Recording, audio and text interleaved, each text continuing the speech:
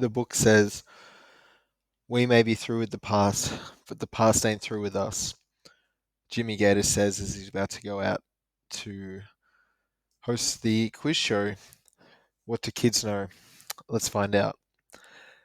No, it's not called Let's Find Out, but that quote was the highest upvoted quote on IMDb for this movie, Magnolia, but it also sums up the theme that I found on my latest rewatch, which was the theme of bad parenting and the consequences of that through time, not only in the parents' relationship with their kids, but then their kids going forward, and then potential relationships after that. So this film, it's often said about this film that it's about lost souls, people coming to their reckoning. But a lot of the reason for that specifically is through bad parenting. It's not like that they're just randomly lost souls. Like these things don't just happen, which is the theme of the intro. Strange things happening. This was not just a matter of chance. It's the reason these people have lost souls is because of their upbringing, and there's several storylines that support this. The big themes that are explored are sort of the disparity of pain, or the unequalness of pain, and the selfishness of pain.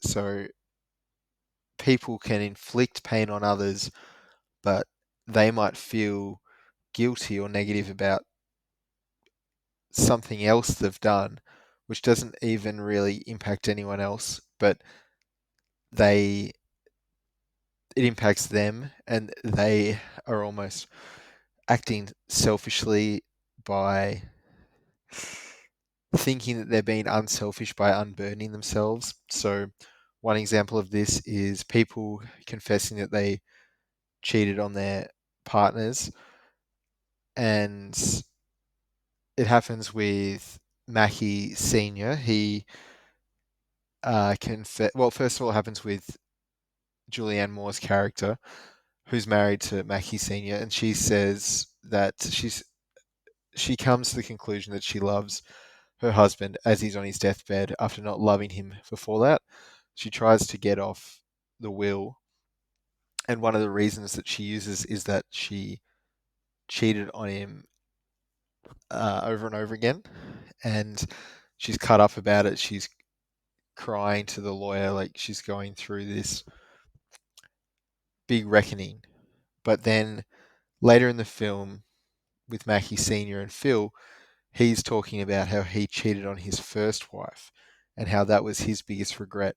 And so his deathbed regret was that he left the love of his life, who was his first marriage. So he didn't even care about Julianne Moore, who's his current wife.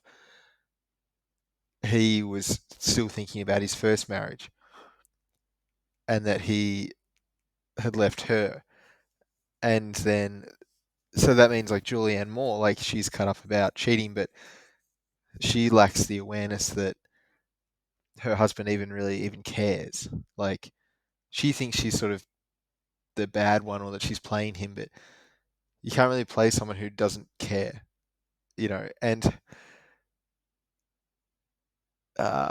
yes, Mackey Senior, he's very cut up about the fact that he cheated on his wife, but he doesn't mention anything about what he did to his son, or how he, his son was very felt abandoned by him.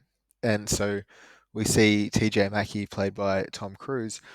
He's on this warpath of he's committed his life to this program he runs, Seduce and Destroy, which is all about him getting validation through meeting women, and then he is so passionate about it, or he's so messed up that he needs to run these seminars so that other men, he can bring other men along. It's like he's trying to get rid of his pain, and he thinks the best thing to do is help others get rid of the pain that he has. So he's sort of projecting onto others that they have this pain that he has. But so he has this reckoning with his father as well. But his father, despite all his guilt and despite all of the regrets, like he goes on to this big speech about regret and how don't let people tell you not to have regrets. You regret whatever you want. Life is long and painful, but he can't even see the pain that he's causing his own son. His own son is a psychopath, basically. Maybe that psychopath is a bit strong, but he's he's manic. He's out of control. Like he's got to be 40 at least, and he's just too wrapped up in his own uh, trauma or this relationship with his parents that he can't move on.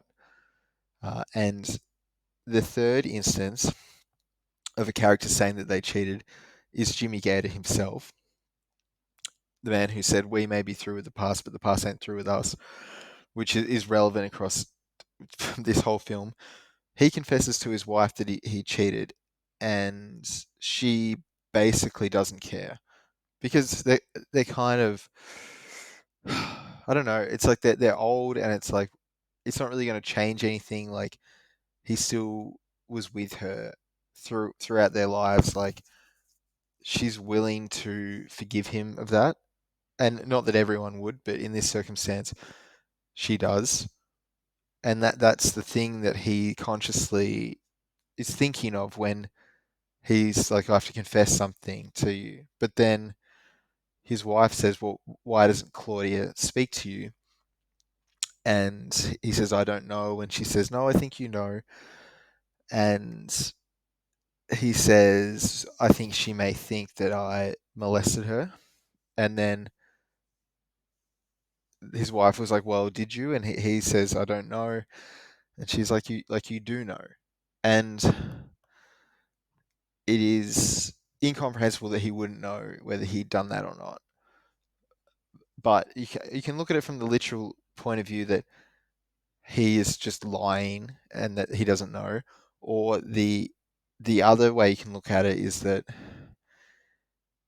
instead of something as blatant as that he molested her, it could just be that he messed her up, like the other parents in this film messed their kids up in other indirect ways, like it might be with TJ Mackey, abandonment, or with Donnie Smith, how his parents took the money, or with the younger kid, how he's getting abused like verbally by his father. So on that surface level, did he molest her or not? That seems like a very black and white.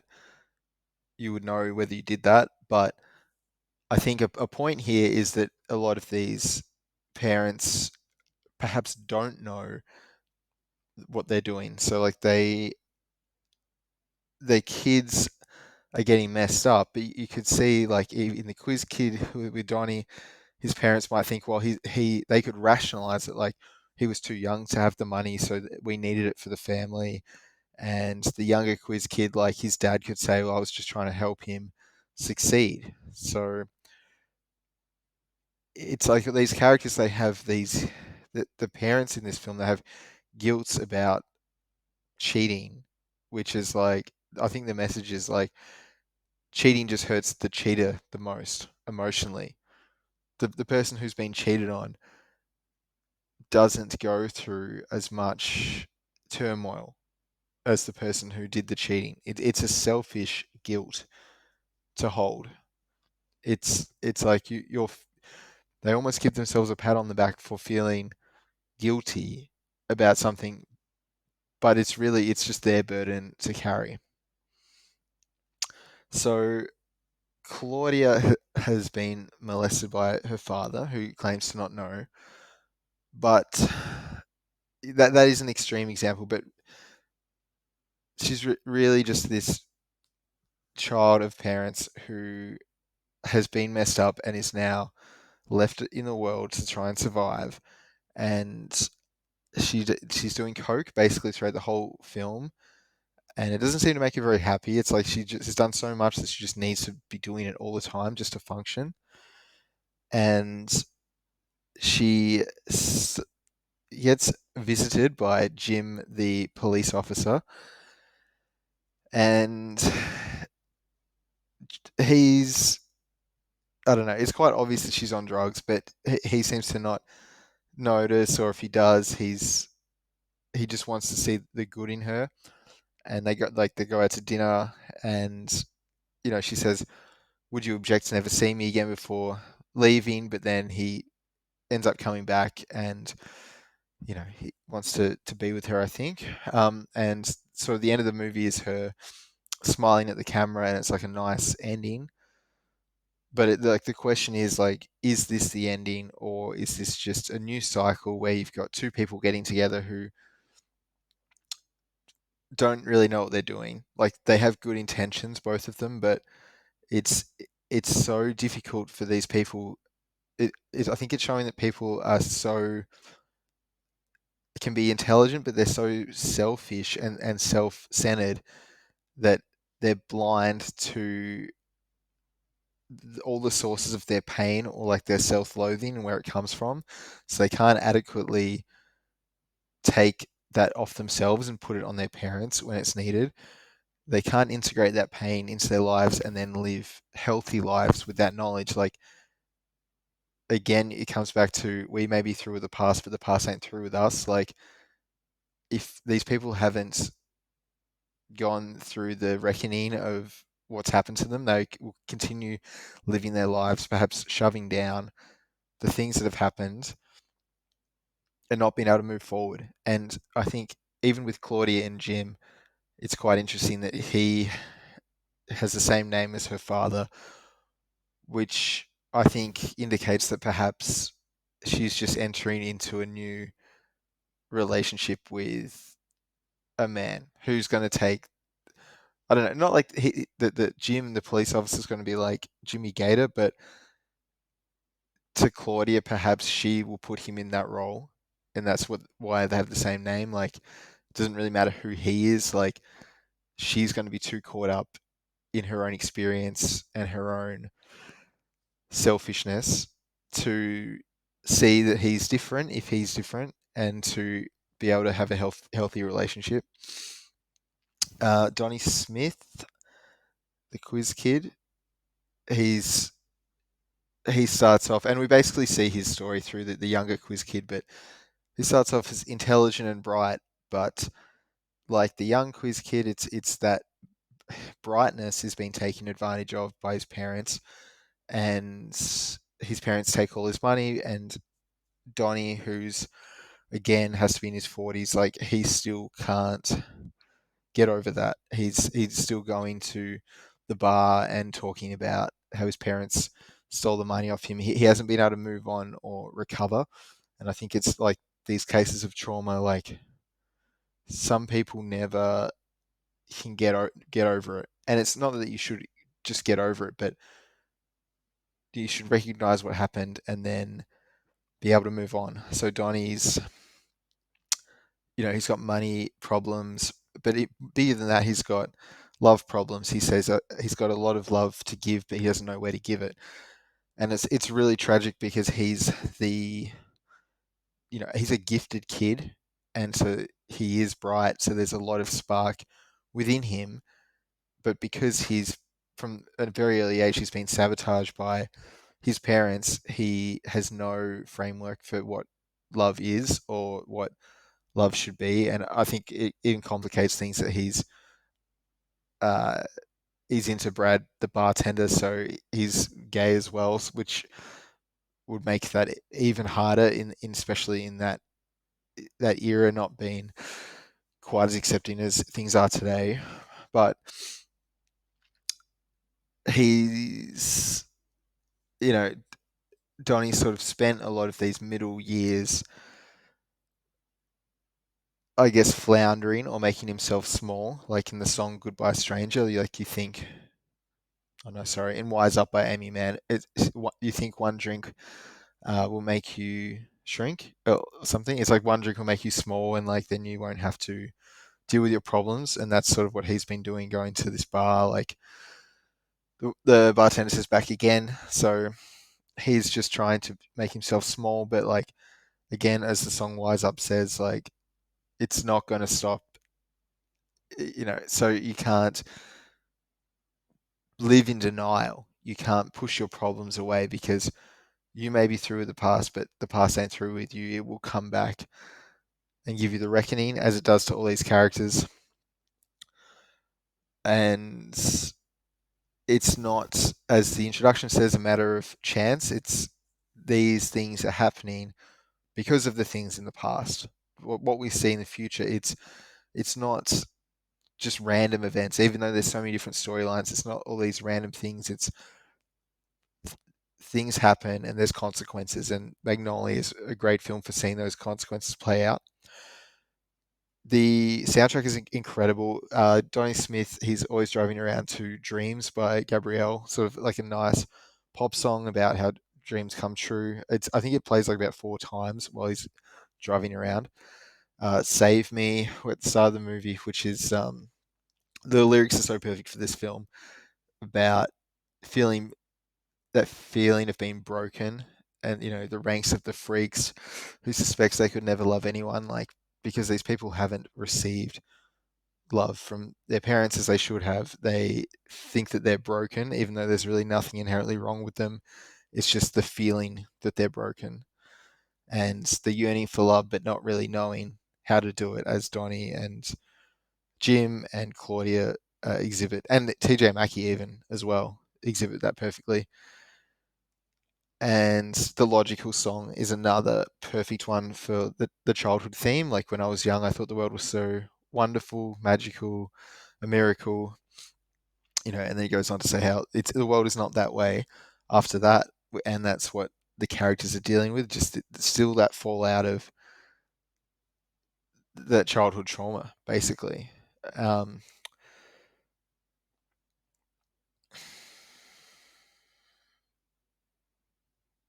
yeah, I think Jim's an interesting character as well. He's, I guess, the moral compass of the film in many ways. Like he's got the cross on the wall. He's a Christian, and he wants to do the right thing. Like he believes in being morally good, but it's then he says, you try and do the right thing, and then you lose your gun. So just as he's trying to do the right thing, it's like it's always complicated. Or he meets Claudia, but she's messed up as well. So it's like this film, or sorry, this era, and this film is showing like the path forward isn't easy. Everyone's got their path to live and hopefully get on the right track and do the right thing. But the trials are never simple. And just when you think that you are doing the right thing, that you are, you've turned a corner, like the life will throw a curveball at you. And I think Jim embodies that perfectly. But as we see to the end of the film, um, he's still trying to do the right thing by coming back to Claudia. So hopefully it worked out for him, but we we can't be too confident, I think, given what we've seen from both of them and their upbringings. And but I think despite all that, it's like the film does end on a positive note, and you do have to keep trying. So yeah, if Jim and Claudia can make it work, then I think that us at home, we can do our best to overcome our trauma, overcome some bad circumstances, and integrate our experience and live healthy lives into the future.